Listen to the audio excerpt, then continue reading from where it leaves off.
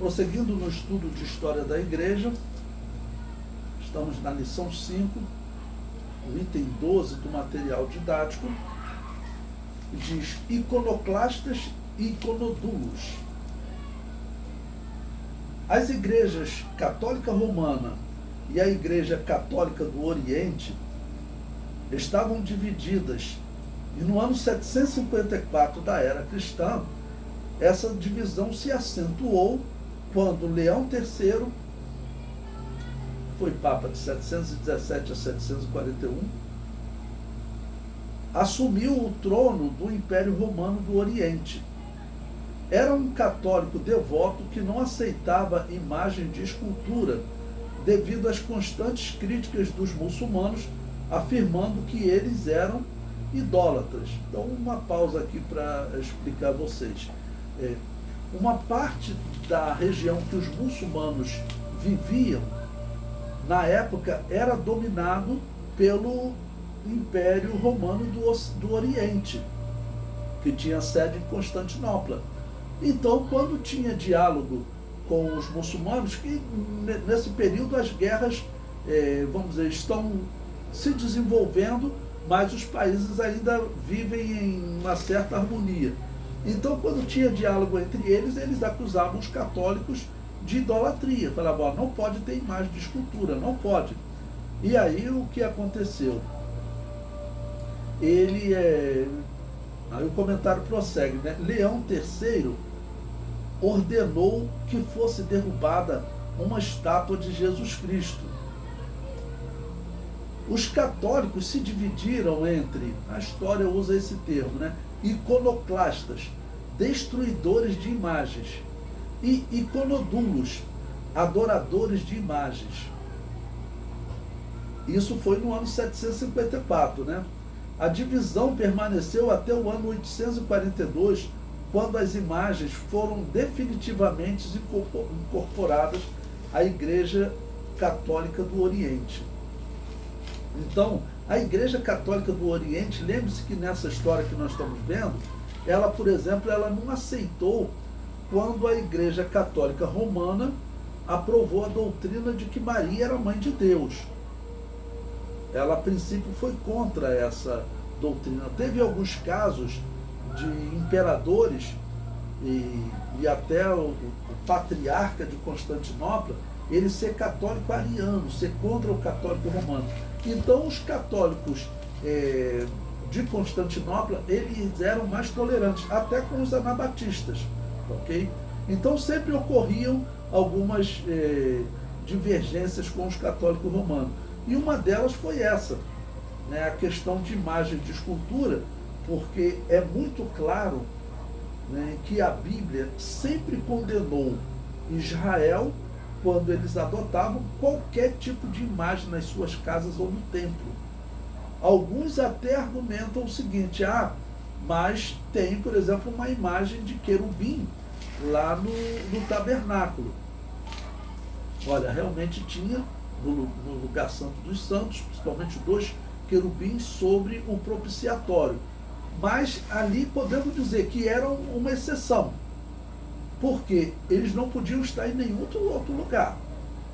Eles não estavam nas casas das pessoas nem no templo, porque ali era um símbolo dos querubins protegendo a santidade daquele local, tá bom? E ninguém acreditava que aqueles querubins respondiam oração.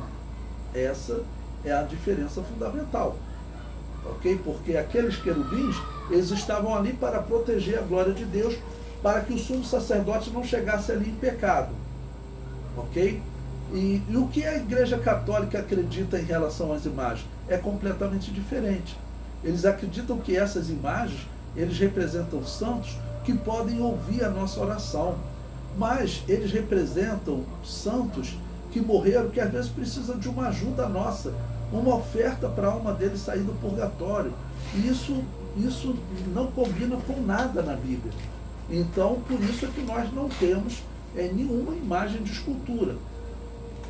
Infelizmente, a Igreja Católica adotou e graças a Deus, a Igreja Evangélica, ela não tem aparentemente nenhuma aproximação com um boneco que represente algum santo do passado, né? Ah, São Estevão.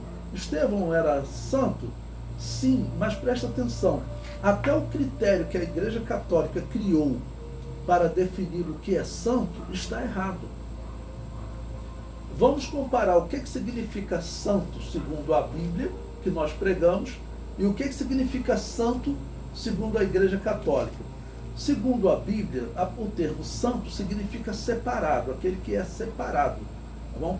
No caso espiritual da Bíblia, ele é separado do mundo, separado do mal, separado do pecado, e ele se aproxima de Deus.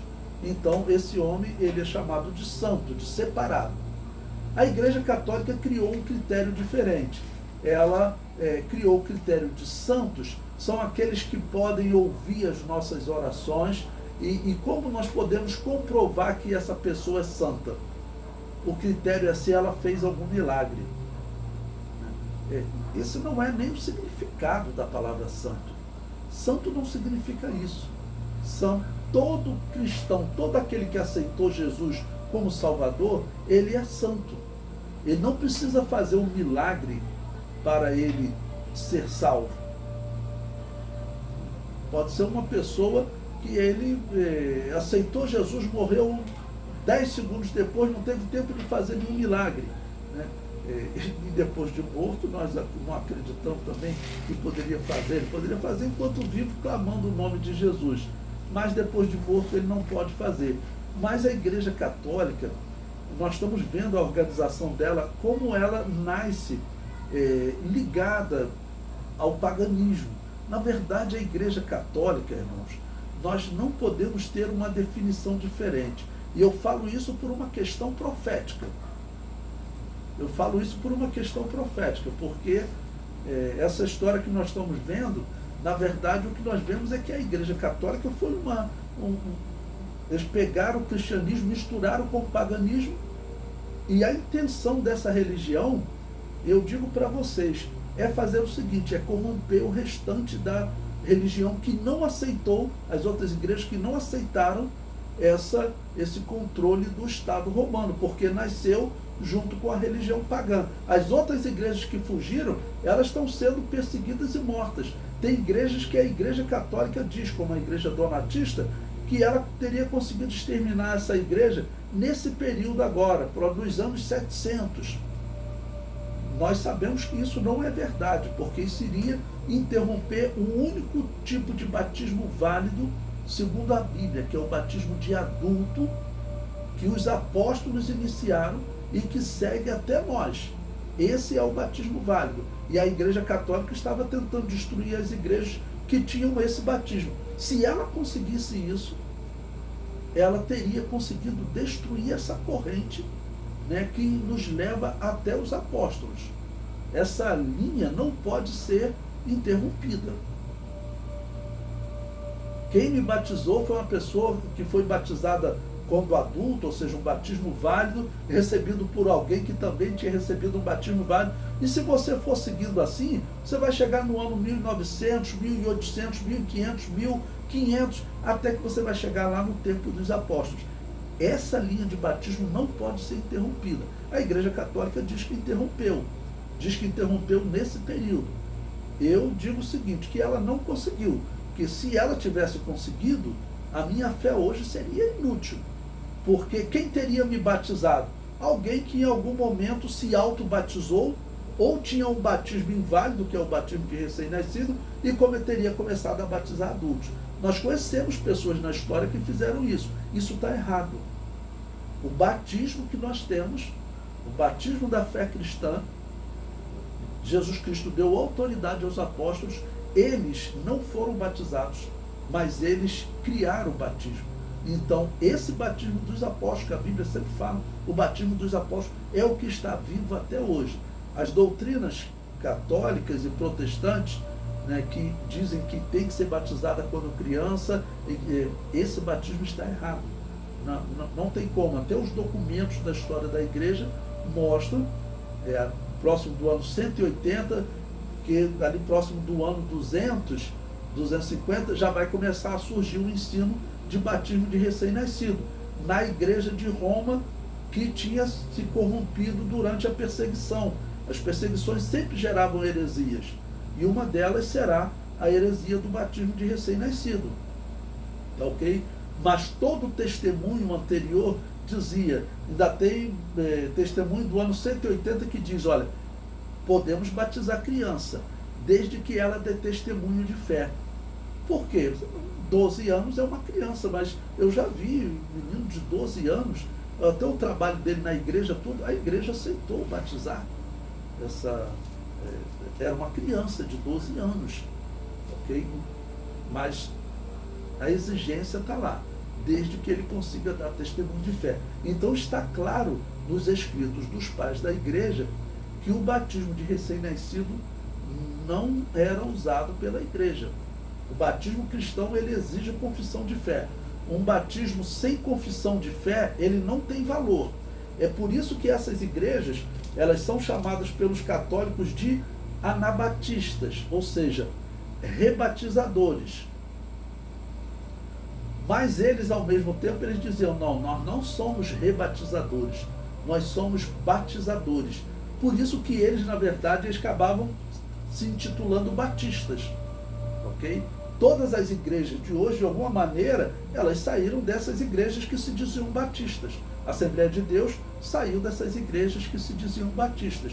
E nós veremos na história que tinham igrejas pentecostais e igrejas não pentecostais. Assim como nós temos hoje igreja batista pentecostal e igreja batista não pentecostal, nessa época que também ocorria a mesma coisa. Elas só não tinham o nome de batistas, né?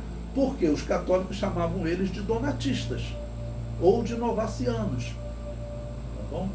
Dando esses nomes sempre ligando a algum homem, ou montanistas, ligado a Montano. Okay? Mas uma das coisas que era difícil entrar na igreja, que eles foram colocando aos poucos, veja, já está no ano 741, eram as imagens, porque isso era muito claro na Bíblia. Teve coisas que eles adotaram, heresias, que eles adotaram o uso de ossos, de ossada humana durante o culto. Isso era comum no paganismo. Como que eles adotaram no catolicismo? Foi as ossadas de Estevão. Eles disseram ter achado a ossada de Estevão e levaram aquilo para dentro da igreja. Então agora a igreja já acabava. Tinha um esqueleto lá, que era usado no culto pagão. Ok? Então isso já era paganismo. E aqui eles estão, com mais um exemplo, no caso de uma batalha, porque virou católico contra católico. E como os católicos acreditavam que eles tinham realmente que até matar para implantar o reino de Deus, porque Agostinho de Hipona afirmou isso. Lembre-se que os católicos, eles acreditam que eles estão implantando o reino de Deus desde Eusébio de Cesareia e Constantino. Eles acreditam que eles estão cumprindo o Apocalipse 20. E aquele reino de paz que duraria 1000 anos, ele está complicado. Passaram-se 400 anos e esse período de paz ainda não aconteceu. Até Roma, que seria o trono da igreja, foi vencido pelos bárbaros. Então, essa história de reino milenar, ele aqui podemos dizer, já mostrou que era uma heresia católica. Mas eles veremos também que eles vão renovar essa heresia. Eles vão dizer, não começou com Constantino, não. Vamos começar ele agora. É uma coisa interessante. Essa parte é interessante.